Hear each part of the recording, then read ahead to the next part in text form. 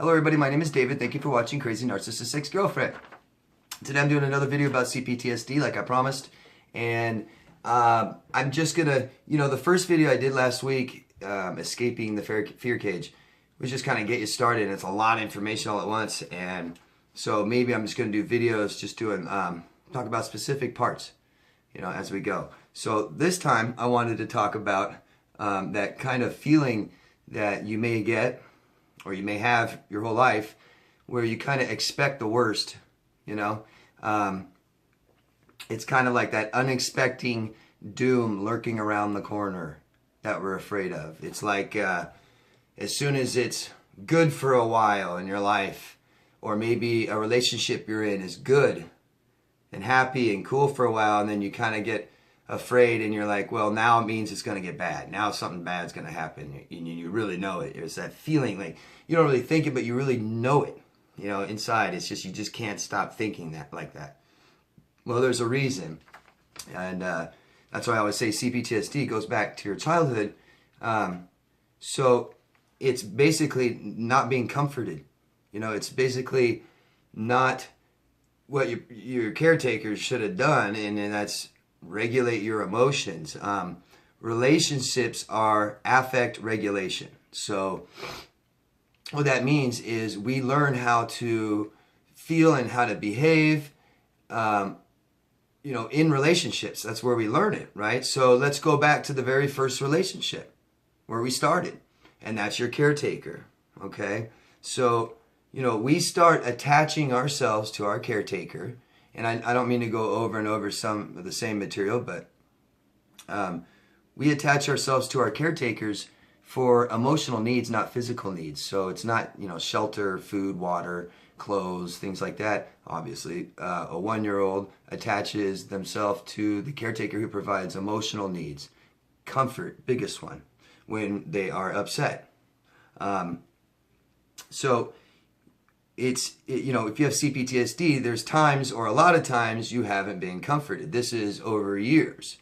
And it is very, it's very alarming to a small infant when they are upset and the person that they are attaching themselves to, the person that they are looking to help regulate their emotions, to calm them down, isn't there. So what happens is child needs regulation. What that means is a child is upset about something. They begin to cry. So they go into this, arousal state that is, too much for them to handle, and they need a caretaker because the caretaker's teaching them how to regulate their emotions by calming them down. And it helps that baby feel like their emotions aren't too much for them. So so what they do is they look towards the caretaker for attention and for regulation, for comforting.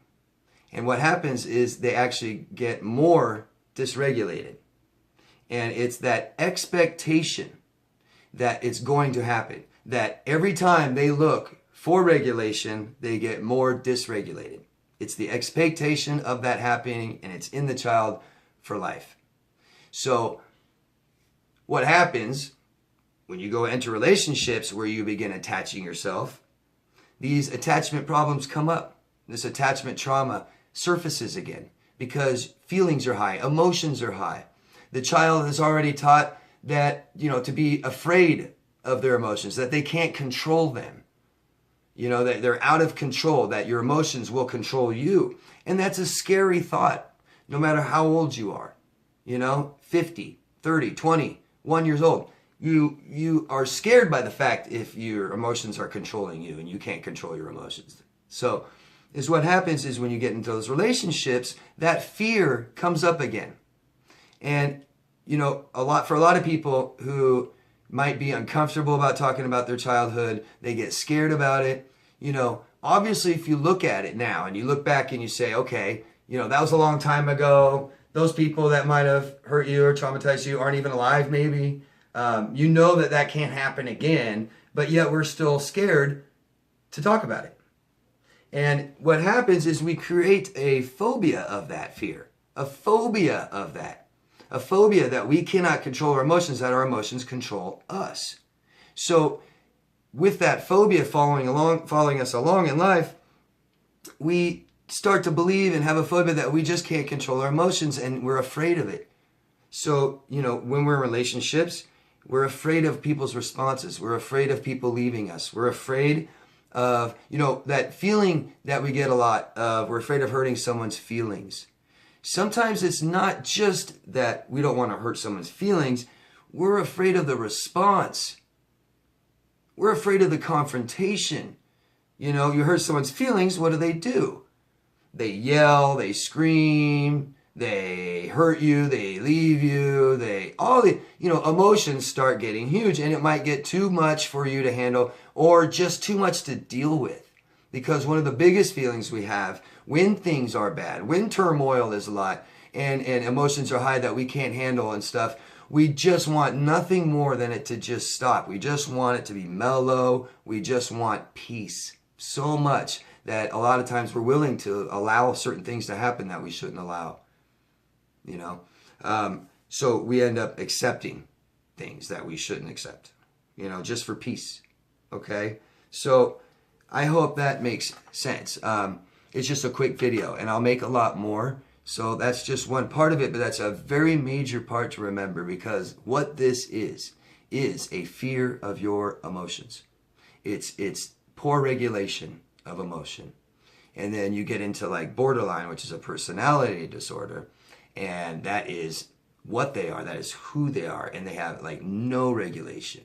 Okay, really bad regulation. And people ask me a lot, what's the difference between C-PTSD and borderline personality disorder? Well, it says it right there. One's a personality disorder, one's a stress disorder.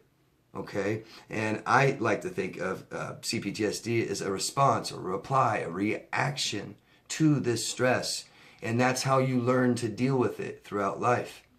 Okay, and that's why I always say you go back and be able to talk about the trauma that you had and the feelings you had, even when you're really small, because those things carry throughout your life. If you're traumatized at 1, yes, you may not be able to remember when you're 1 or 2, but those feelings will carry on, and you'll have those feelings when you're 5 and 6 and 7 and 8, and those are what you need to talk about, because it's probably the same caretakers too, so they're probably making you feel the same way and not being there, not helping you regulate your emotions, allowing yourself to be afraid of your emotions. And we don't need to be at all. We build up this phobia, but we can handle things. We can control our emotions, but we have it in our minds now that we cannot. We have it in our minds to be afraid. Okay, and that makes us afraid of a lot of different normal interactions that people have every day. It makes us not want to interact with people sometimes. It makes us want to not trust people and go hide and recluse and just not really deal with, public right now. And it makes sense. It's okay. I understand that. Start pushing yourself a little bit. Always. Okay? It helps. Okay? Any questions you guys have, go down below and ask me and I'll answer them. Thank you very much. And always, always, always love yourself first. Bye-bye, guys. I'll see you again later. Bye-bye.